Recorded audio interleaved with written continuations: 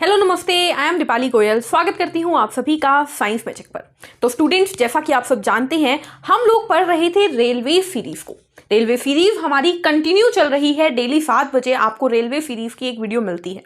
But क्या है ना, रेलवे सीरीज करते करते थोड़ा सा बोर तो हो जाते हैं ना, कि कब तक एक ही पेपर की तैयारी करते रहेंगे, है ना। तो आज मैं लेकर आई हूं कुछ और प्रीवियस ईयर के क्वेश्चंस, यानी कि दूसरे एग्जाम में पूछे गए क्वेश्चंस हैं। प्रीवियस ईयर ही, लेकिन दूसरे एग्जाम में पूछे गए हैं। ये रेलवे के क्वेश्चन नहीं है।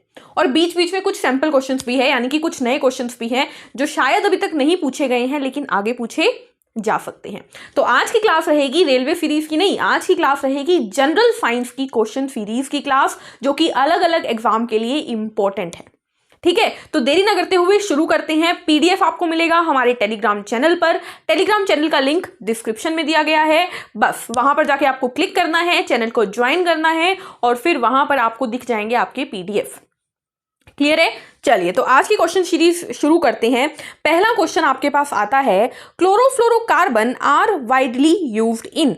क्लोरोफ्लोरोकार्बन का व्यापक रूप में किस में इस्तेमाल होता है? आपके पास ऑप्शन है, option A microwave, option B solar heater यानी कि सौर heater, option C washing machine यानी कि कपड़े धोने की मशीन, और ऑप्शन डी रेफ्रिजरेटर यानी कि जो फ्रिज होता है हमारा। तो क्लोरोफ्लोरोकार्बन, जिसे हम CFC लिख देते हैं, CFC क्लोरोफ्लोरोकार्बन, यानी कि जिसमें क्लोरीन, फ्लोरीन और कार्बन होता है। ये जो क्लोरोफ्लोरोकार्बन है, ये कहां पर इस्तेमाल होता था स्टूडेंट्स? तो ये होता था रेफ्रिजरेटर के अंदर यूज। तो पहले क्वेश्चन का आंसर आ गया ऑप्शन डी, यानी कि फ्रिज में इस्तेमाल होता था। जिन फ्रिज में ये क्लोरोफ्लोरोकार्बन इस्तेमाल होता था, उन फ्रिज पे अब बैन कर दिया गया है, क्योंकि स्टूडेंट ये जो क्लोरोफ्लोरोकार्बन है, ये हमारी ओजोन लेयर, ओजोन की परत, जो हमें अल्ट्रावायलेट रेडिएशन से यानी पराबैंगनी किरणों से बचाती है, उन किरणों से बचाने वाली ओजोन रेडिएशन को ये खराब कर रहा था, ये उसे डिस्ट्रॉय कर रहा था। इसीलिए अब क्लोरोफ्लोरोकार्बन के ऊपर बैन लगा दिया गया है। ये कहाँ इस्तेमाल होता था? तो फ्रिज में, परफ्यूम में, डीओ में, इन सब चीज़ों में, एसी में ये इस्तेमाल होता था क्लोरोफ्लोरोकार्बन। ठीक है, नेक्स्ट क्वेश्चन। अच्छा, ओजोन लेयर कहाँ पे होती है? तो हम ताप मंडल के अंदर होती है ओजोन लेयर, यानी कि सबसे नीचे क्या है? शोभ मंडल, जिसमें हम रहते हैं, और उसके ऊपर आती है स्ट्रेटोस्फेयर, यानी कि समताप मंडल, जहां पर ओजोन लेयर पाई जाती है। ओजोन यानी कि O3, ऑक्सीजन के 3 मॉलिक्यूल से मिलकर बनी हुई परत है। ठीक है, next question, question number 22। Question number 22 आता है, देखिए क्या क्वेश्चन नंबर 22 बोलता है, chemical used in air conditioner and refrigerator.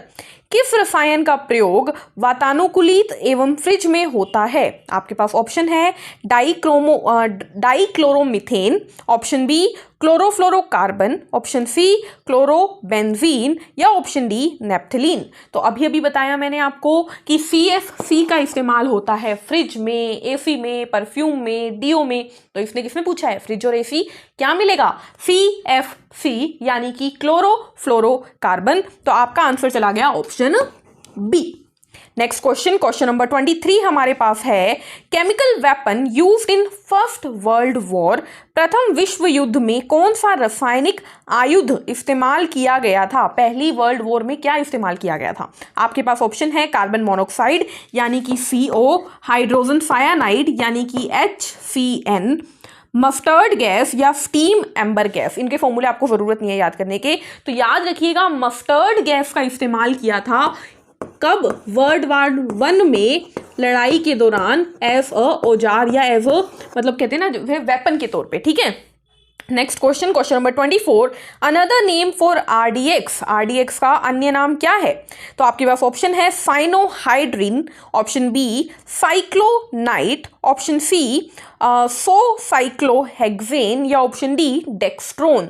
तो RDX को स्टूडेंट्स एक और नाम से जाना जाता है, वो है साइक्लोनाइट, यानी कि ऑप्शन बी साइक्लोनाइट। ठीक है, RDX एक एक्सप्लोजिव है, यानी कि विस्फोटक है, बम वगैरह में इस्तेमाल होता है। ठीक है, धमाके करने में।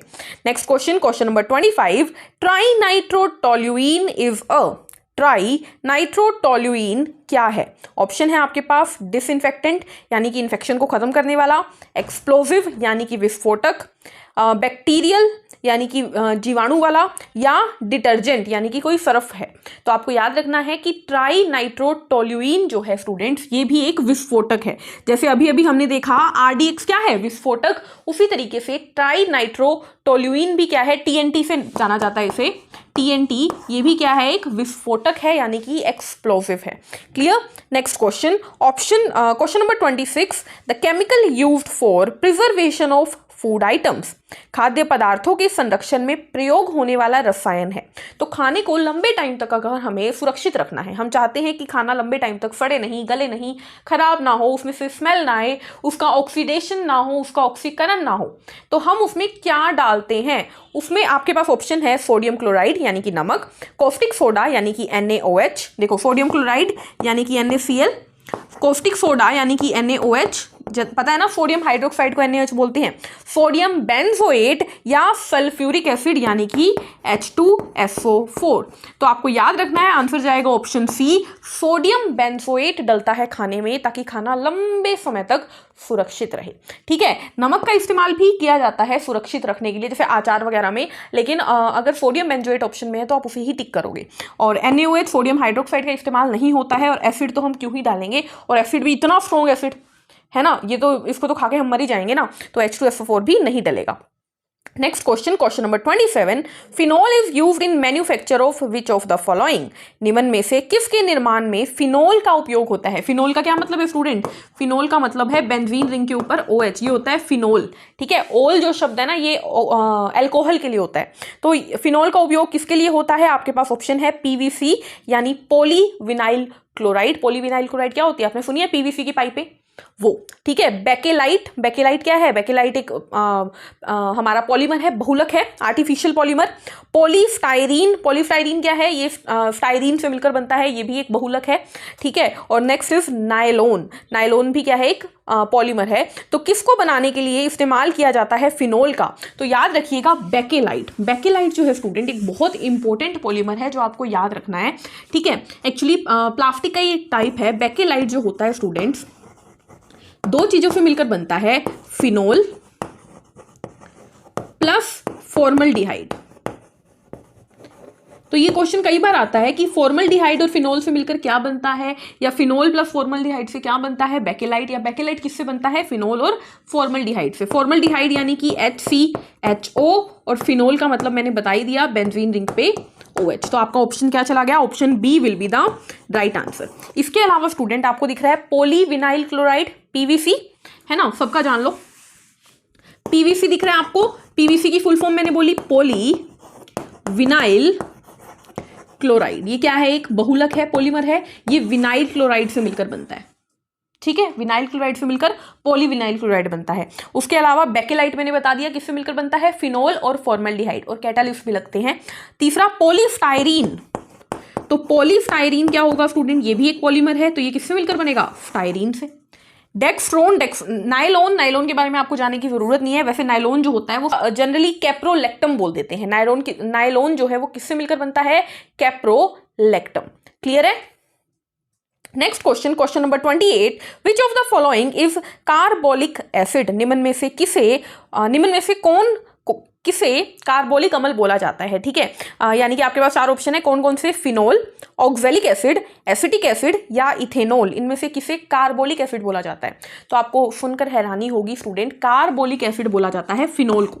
ये क्या है? हमारा फिनोल है ना, इस फिनोल को ही बोलते हैं कार्बोलिक एसिड। इसके अलावा ऑप्शन में आपको ऑक्जेलिक एसिड दिख रहा है, ऑक्जेलिक एसिड जो कि हमें टमाटर में मिलता है, एसिटिक एसिड यानी कि CH3COOH।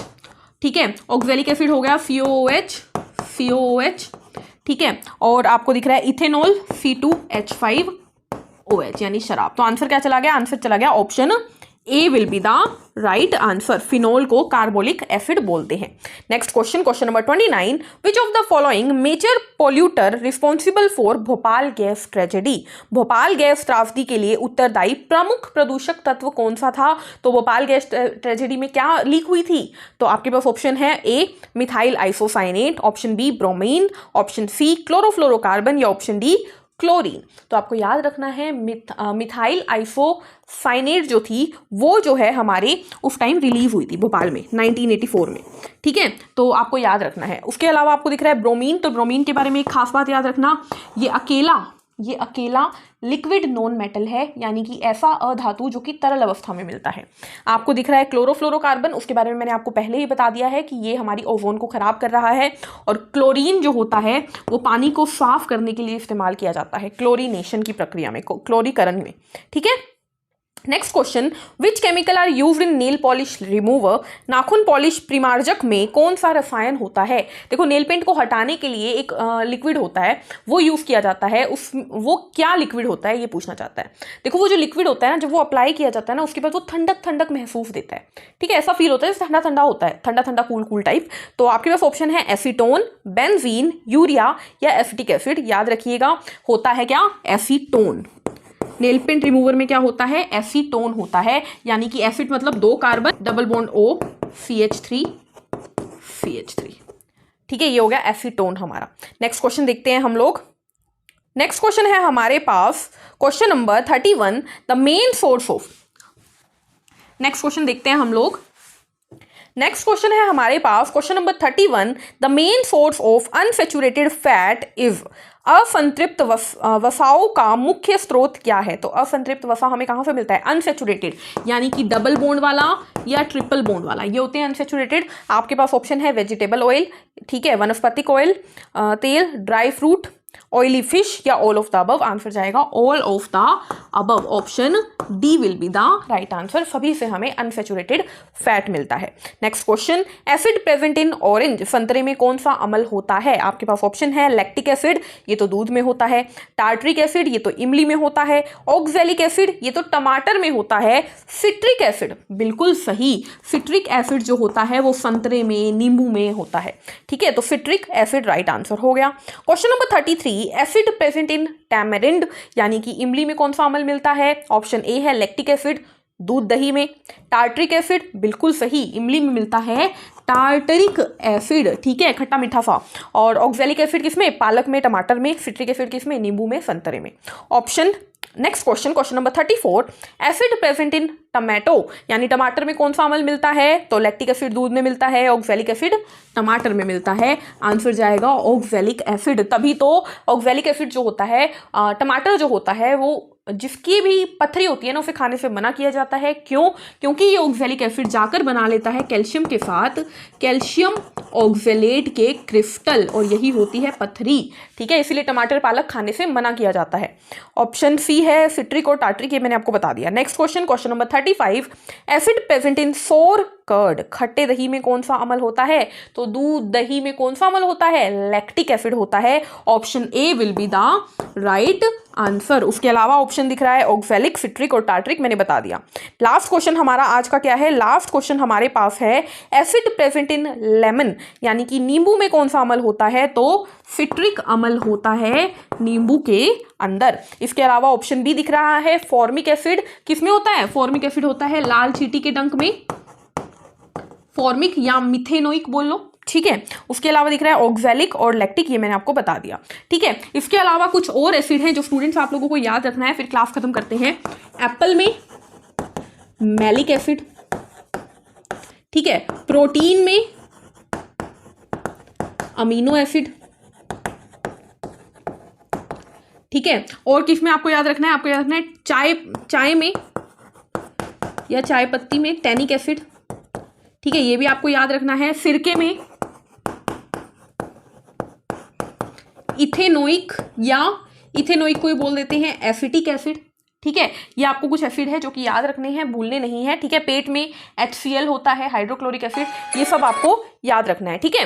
तो आज की क्लास में बस इतना ही करेंगे, मिलेंगे नेक्स्ट सेशन में। और अगर आप लोगों को इस क्लास का PDF चाहिए तो आप टेलीग्राम पर ले सकते हैं, टेलीग्राम पे विद आंसर्स PDF मिल जाएंगे। और नई क्वेश्चन सीरीज के लिए बने रहिए चैनल के ऊपर डेली शाम 7 बजे। और बस खुद का ध्यान रखिए, take care, thank you, bye bye.